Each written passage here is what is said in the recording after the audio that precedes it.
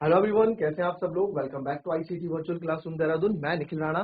Class 9 का अपना जो आज मैथ्स का एक नया टॉपिक हम लेके आए हैं जो रिवीजन के अंदर, वो है आपका मेंसुरेशन का topic, surface area and volume. काफी बच्चों को इसमें दिक्कतें थी तो उसको भी हम आगे कंटिन्यू करते हैं। कुछ कैलकुलेशन बेस्ड इसमें क्वेश्चंस रहते हैं तो उससे रिलेटेड आप लोगों को प्रॉब्लम रहती है तो उसको हम यहाँ पे आपके क्वेश्चंस करवाएंगे। ठीक है, तो चलिए अपनी क्लास शुरू करते हैं। शुरू करने से पहले हमेशा की तरह थॉट ऑफ द डे लेके चलते हैं। तो आज का थॉट ऑफ द डे है बच्चों, education is the most powerful weapon from which you can change the world. जी हाँ, एजुकेशन, शिक्षा एक बहुत ही बड़ा हथियार है। शिक्षा एक बहुत ही महत्वपूर्ण हथियार है जिससे आप दुनिया बदल सकते हैं। चीजें भी आपने देखी है, एजुकेशन किसी भी फील्ड की एजुकेशन, आप गेम्स में अच्छे हैं, आप पढ़ाई में अच्छे हैं तो आपको उस चीज की एजुकेशन होनी चाहिए। आप जिस फील्ड में भी अच्छे, आपको उस चीज की एजुकेशन होनी चाहिए। आपके पास एजुकेशन से तो आप उसमें नए नए बदलाव ला सकते हैं। ठीक है, आप देख सकते हैं, पहले आपने क्रिकेट देखा होगा तो क्रिकेट जो हम खेलते हैं पहले कितने कम शॉट्स, क्लास शॉट्स होते थे, पर आजकल आप देखते हैं काफी शॉट्स हैं, 360 शॉट्स है ना, बोलते हैं कोई बहुत अलग तरीके के आपको दिख जाते हैं। क्यों? क्योंकि उन जो वो बैट्समैन है या फिर जो प्लेयर है, वो उनको अपने फील्ड का नॉलेज बहुत अच्छे से, उनको अपने फील्ड की एजुकेशन है, नॉलेज है, अच्छे से उन्होंने एजुकेशन लिए, दिमाग बिल्कुल लगाया। तो आप किसी भी फील्ड के हो, आप डांस में हो, आप डांस के अच्छे नए स्टेप्स लेके आए, आपको आप इनोवेशन तभी कर पाओगे किसी चीज का जब आपको खुद उस चीज के बारे में अच्छे से मालूम होगा। तो एजुकेशन अच्छा पावरफुल वेपन है, कोई ऐसा नहीं है कि आपके ऊपर थोप दी गई है। इसका महत्व आप आगे आने वाले समय में जरूर समझेंगे। तो चलिए अपनी क्लास शुरू करते हैं। एंड जैसे कि मेंस्ट्रुएशन है तो सबसे पहले इजी क्वेश्चन से स्टार्ट करेंगे।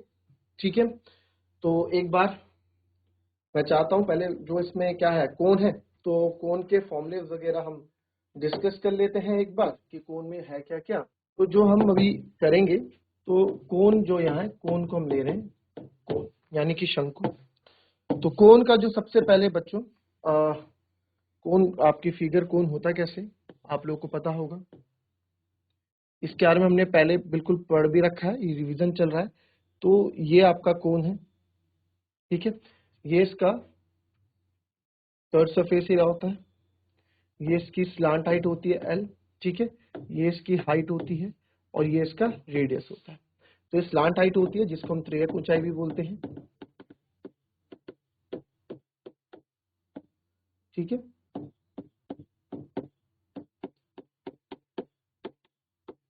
हिंदी में त्रियक ऊंचाई एल। एच मतलब तो हाइट आपको पता ही है, ऊंचाई, और आर मतलब रेडियस यानी कि त्रिज्या। ठीक है, चलो अब इसमें कोण में जो हम देखने वाले हैं, कोण में फॉर्मुलेस पे हम बात करते हैं। तो सबसे पहले इसका कर्व सरफेस एरिया आता है, सी एस ए वक्र पृष्ठ क्षेत्रफल, जो कि होता है पाई आर एल। ठीक है, अब आप बोलेंगे सर एल भी हमें निकालना है, तो एल भी आप निकाल सकते हैं बहुत इजी तरीके से। एल इक्वल्स होता है under root h square plus r square. इसको रटने की जरूरत बिल्कुल भी नहीं है।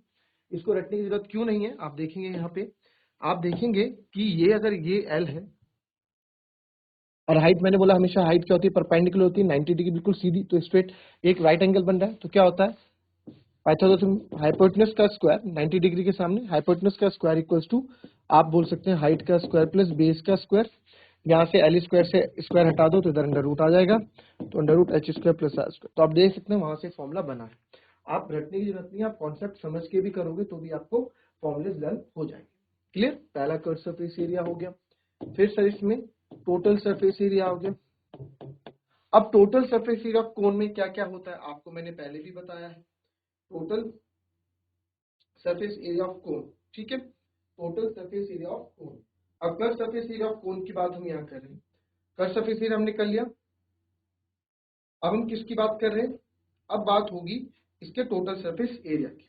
ठीक है, तो टोटल सरफेस एरिया में बच्चों, टोटल सरफेस एरिया में, total surface area, in the total surface area आप देख सकते हैं कौन कौन सी चीजें यहाँ पे इंक्लूडेड होंगी। एरिया ऑफ बेस, ठीक है, यानी कि दिस वन। किसी को कोई डाउट हो तो हैंड रेस करके you can take your mic, ठीक है, एंड पुट योर डाउट। तो आप इसमें देखेंगे ये हमारा हो गया। तो एरिया ऑफ बेस, अगर मैं ये लर्न कराने का सोच रहा हूं बस आपको, प्लस कर्व सरफेस एरिया, यही तो है, area of base plus curve surface area, और कुछ कोण में को तो और कुछ एरिया बचा ही नहीं। तो सर एरिया ऑफ बेस क्या है, पाई आर स्क्वायर, और ये क्या है, पाई आर एल। और अभी अभी हमने देखा ये पाई आर निकाला, इसमें पाई आर कॉमन ले ले तो अंदर बचेगा इधर से आर प्लस एल। तो pi R equals to R plus L, ठीक है, pi R equals to R plus L. तो आप इसमें देख सकते हैं, तो ये और कहीं कहीं ऐसा भी लिखा है pi R equals to pi R bracket में एल प्लस आर, दोनों ही आपके फॉर्मूले सही है, ठीक है। फिर तीसरा इसका वॉल्यूम आता है।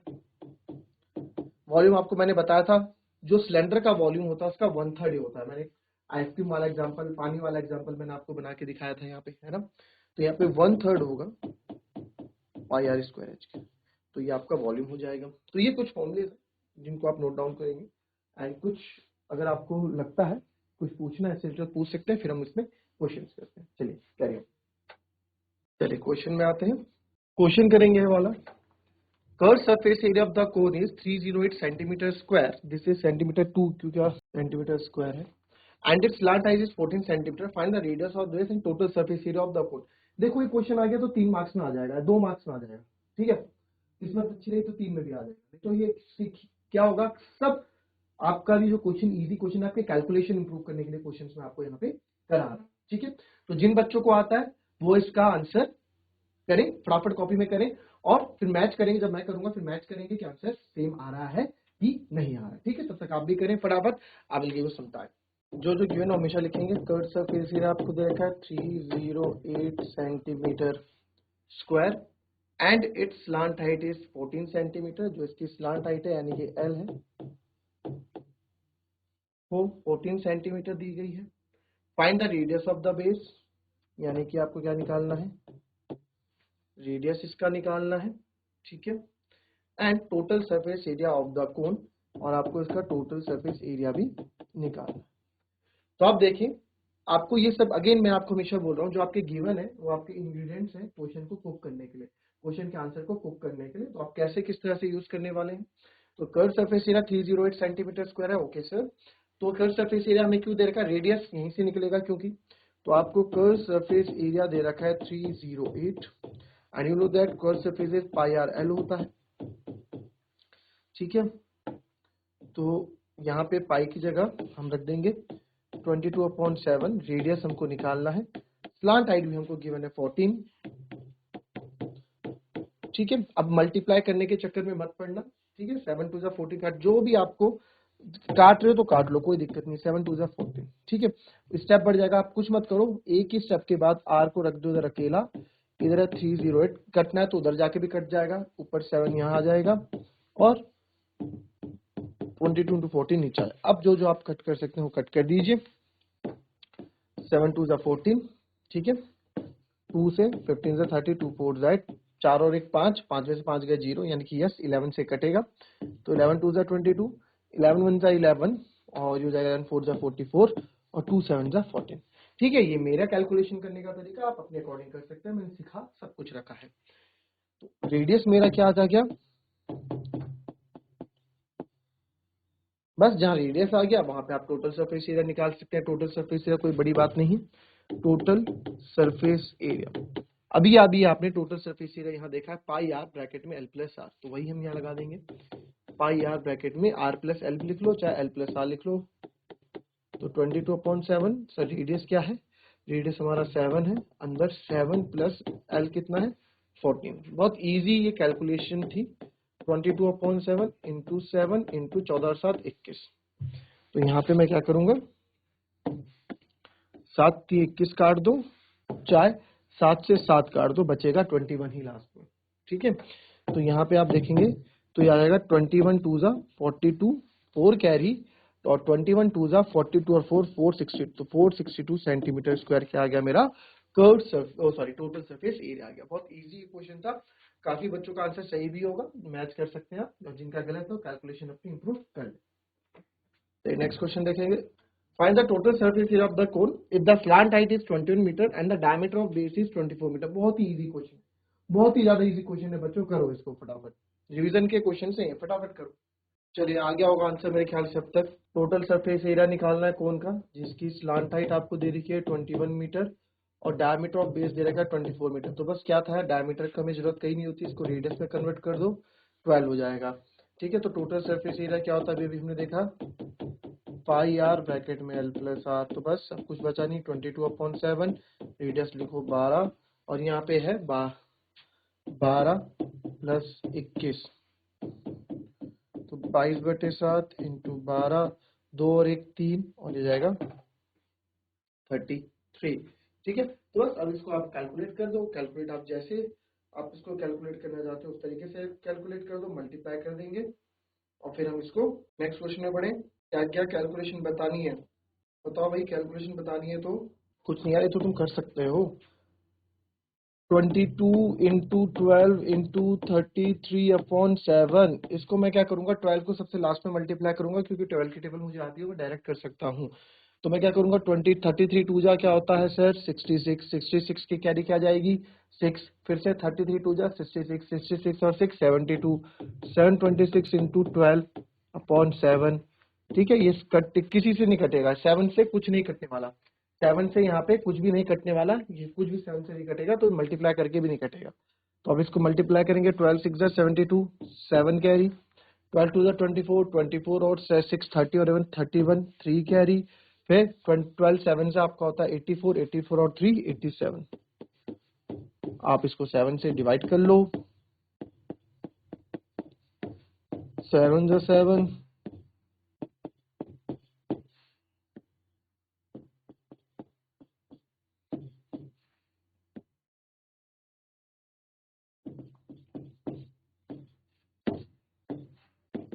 1244.5, क्या हमने 1244.5। इसके बाद एक और लेना, पॉइंट का 2 डिजिट लेना, तो 2 डिजिट ले लो, 7 5 35 बच जाएगा, 7 7 49, तो आगे 12 यहाँ लिख देते हैं 1244.57। आई होप सब बच्चों को डिवाइड करना आता होगा। ठीक है, चलो नेक्स्ट क्वेश्चन की तरफ बढ़ते हैं, तो लिख लो जैसे लिखो। अब आए थोड़े क्वेश्चन जो एग्जाम पॉइंट ऑफ व्यू से ज्यादा इंपॉर्टेंट अपने आप में हो जाते हैं, तो उनको देखते हैं। तो क्वेश्चन कुछ इस तरीके से, a conical tent is 10 metre high and the radius of its base is 24 metre, find slant height of the tent and the cost of the canvas required to make the tent if the cost of 1 meter square is ₹70। Question को ध्यान से पढ़ेंगे और इस question को मेरे को करके बताएंगे। चलिए, a conical tent is 10 metre high, इसकी हाइट जो है 10 मीटर है, and the radius of its base is 24 metre, और जो सर इसका रेडियस है बेस का वो 24 मीटर है। आपको बोला है slant height of the tent निकालने के लिए, तो बहुत ही इजी ये question slant height of tent निकालने के लिए। तो स्लांट हाइट का आपको फॉर्मूला पता है, एल इक्वल टू होता है sir under root h square plus r square. H को हम लिखेंगे 10 का स्क्वायर और आर को हम लिखेंगे 24 का स्क्वायर। ठीक है, तो 10 का स्क्वायर तो आपको पता है 100, 24 का आपको लर्न होना चाहिए 25 तक के स्क्वायर, लर्न नहीं है तो आप मल्टीप्लाई करके करोगे, है ना। और जिसको लर्न, जिसने शॉर्ट ट्रिक्स वाला सीख रखा है वो डायरेक्ट कर देगा। 4 4 जा 16, 2 4 जा 8 और 16 और 1 17, 2 2 जा 4 1 कैरी 5, तो 576 इसका स्क्वायर हो गया। आप क्लास में तो आप अभी हो गया 676, क्या है 676। अब बताओ 676 किसका होगा, 676 जो है किसका स्क्वायर रूट होगा, करके बताओ, निकालो फैक्टर्स। लर्न होने की इसलिए बोलता हूँ, लर्न करो लर्न करो लर्न करो। इस वाले मेथड से करेंगे क्योंकि कभी कभार हमारे पास प्राइम नंबर्स भी होते हैं, तो आप प्राइम फैक्टराइजेशन हमेशा नहीं कर सकते, रिस्क नहीं ले सकते। तो हम दो दो के पेयर बनाएंगे, आप 2 2 जा 4, 6 में से 4 गए, कितना बचा 2, तो आपको पता है दोनों नंबर साथ उतरते हैं, और यहाँ पे यही जो ऊपर क्या वो ऐड हो जाता है 4, तो आखिरी में 6 है। तो 6 हमारे पास 2 टाइम आता है, आखिरी में 6 कब कब आता है सर, एक 4 के स्क्वायर में आता है 16 और एक 6 के स्क्वायर में आता है 36। तो इन दो से चेक करेंगे, पहले यहाँ 4 से चेक करता हूँ, तो 44 इंटू 4, 4 4 16, 176 नहीं होगा, फिर 4 से तो नहीं हुआ, तो अब मैं किससे चेक करता हूँ, मैं 6 से चेक करता हूँ, यानी कि यहाँ 6 रखता हूँ, इधर भी 6, तो 46 इंटू 6 हो गया, 6 6 36, 3 कैरी, 6 चौको 24 और 3 27, तो बिल्कुल परफेक्ट बैठ गया इसके साथ, तो यहाँ पे आ गया। तो दैट मीन्स ये किसका स्क्वायर रूट हो गया बच्चों, ये हो गया आपका 26 का। तो स्लांट हाइट मेरी आ गई 26 मीटर। क्या आ गई, 26 मीटर। अब क्या बोला है क्वेश्चन में, दूसरे में बोला है cost of the canvas required to make the tent. आपको ना तंबू बनाने के लिए आवश्यक कैनवास की लागत बतानी है। अब कैनवास कहाँ लगेगा, आप खुद देखो, आप बर्थडे कैप आपने देखी, बर्थडे कैप में जो स्टिकर्स होते हैं, जो ड्रॉइंग, जो उसमें स्टिकर्स लगे होते हैं हैप्पी बर्थडे के, किसी में मिक्की माउस बना होता है, तो कहाँ केवल उसके कोन है ना, क्या है, बर्थडे कैप भी कोन है, तो उसके केवल कर्व सरफेस सीधा पार्ट पे लगा होता है। तो यहाँ भी अगर जो टेंट बनेगा, जो कपड़ा मेरे को चाहिए होगा, कौन सा चाहिए होगा, मेरे को कर्व सरफेस एरिया वाला एरिया चाहिए होगा, बस उतना ही कपड़ा मेरे को चाहिए होगा, है ना। बाकी तो तंबू नीचे तो खाली होता है, उधर थोड़ा नीचे तो ग्राउंड होगा, तो केवल ये कर्व सरफेस एरिया वाला पार्ट, तो इसका कर्व सरफेस एरिया निकालेंगे आप लोग, ठीक है। तो बताओ जरा कर्व सरफेस एरिया क्या होगा इसका। अब तो बहुत इजी हो चुका है आपके ये सब चीजें, बताओ, चलो आप बताओ। कर्व सरफेस एरिया निकालेंगे, पाई आर एल होता है 22/7, रेडियस आपके पास 24 ऑलरेडी है, और देन आपको बोला है यहाँ पे कितना 26, ये भी हमको यहाँ पे बोला गया। अब बड़ी दिक्कत है, इतने सारे को डिवाइड करो और इतने सारे को फिर क्या करो, इतने सारे को सॉरी मल्टीप्लाई करो, फिर 7 से डिवाइड करो, है ना। चलो इसमें देखेंगे, इसमें देखो आप, मैंने इसको सॉल्व नहीं करने वाला, मल्टीप्लाई क्या, अब मल्टीप्लाई करो फिर डिवाइड करो। जब कभी भी आपको पता, ये मैंने आपको बहुत बार बताया, जब आपको पता है कि इस एरिया का जितना भी एरिया आएगा उसकी मल्टीप्लाई मैंने इस रेट से करनी है, तो क्या पता आगे जाके कुछ और कैलकुलेशन इंप्रूव हो जाए, है ना, क्या पता हमें कुछ हेल्प मिल जाए। नहीं हेल्प मिलेगी, अगर बाय द वे हेल्प नहीं भी मिलती है तो फिर कर लेंगे वहां पे मल्टीप्लाई और डिवाइड, क्यों अभी टाइम वेस्ट करना है इस पे, है ना। तो हमने ये हमारा क्या आ गया मीटर स्क्वायर, इतना मैंने सॉल्व नहीं किया, मीटर स्क्वायर मेरा एरिया आ गया। तो देयरफॉर रेट क्या है, 1 मीटर स्क्वायर का वो 70 रुपए ले रहा है, तो सर इतने का कितना लेगा, तो कॉस्ट कितने 22/7 इंटू 24 इंटू 26, ये रेट 1 मीटर स्क्वायर, तो आप लिखो therefore cost of canvas, cost of canvas कितना हो जाएगा, इस पूरे की मल्टीप्लाई आप करने वाले हो 70 के साथ। तो कुछ मदद मिली यहाँ से, बहुत बड़ी मदद मिली है, 7 यहाँ से चला गया, जहां डिवाइड करना था 7 10 70 यहाँ से चला गया, नहीं तो हम यहाँ करते मल्टीप्लाई फिर डिवाइड करते, आंसर आना वही था, बस वहां मेहनत ज्यादा हो जानी थी। अब देखेंगे क्या बचा मेरे पास, 22 इंटू 24 इंटू 26 इंटू 10। तो आप इसको कैलकुलेट करने जरा फटाफट मल्टीप्लाई करके, क्या आप लोगों का मल्टीप्लाई करके आ रहा है, फटाफट मुझे बता। चलो मैं पहले बड़ा नंबर ले लेता हूँ, 26 और 24, 4 6 जा 24, 2 कैरी, 4 2 Z 9 10, 2 6 जा 12, 1 कैरी, 2 2 जा 4, 1 कैरी 5, तो 4 2 6 624 ये हो गया।